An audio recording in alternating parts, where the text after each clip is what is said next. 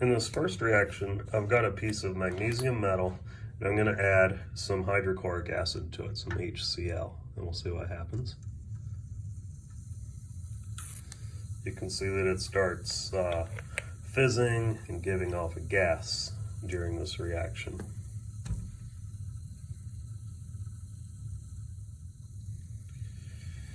In the next reaction, I'm going to take some copper and add some hydrochloric acid.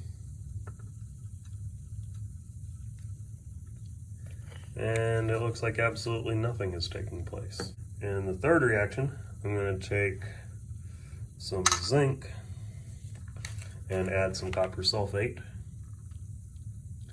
You can see that immediately the zinc changes color. It's no longer that silvery color that zinc metal normally is. It's now got this black coating on the outside of it. In the next reaction, I'm going to take some copper sulfate, and to it I'm going to add some sodium hydroxide.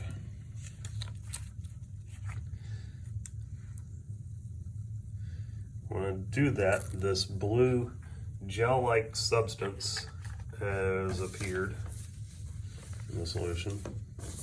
I don't know if you can see this better with a little bit of contrast. There's a blue jelly-like substance that's appeared in there. I'm going to take some sodium carbonate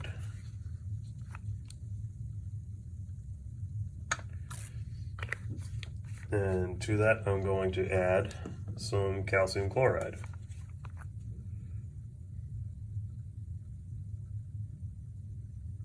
When I do, this white solid has appeared.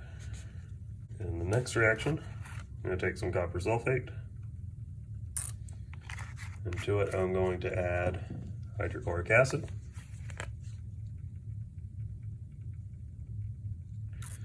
And it looks like nothing is happening. For your last reaction, I'm going to take some lead nitrate.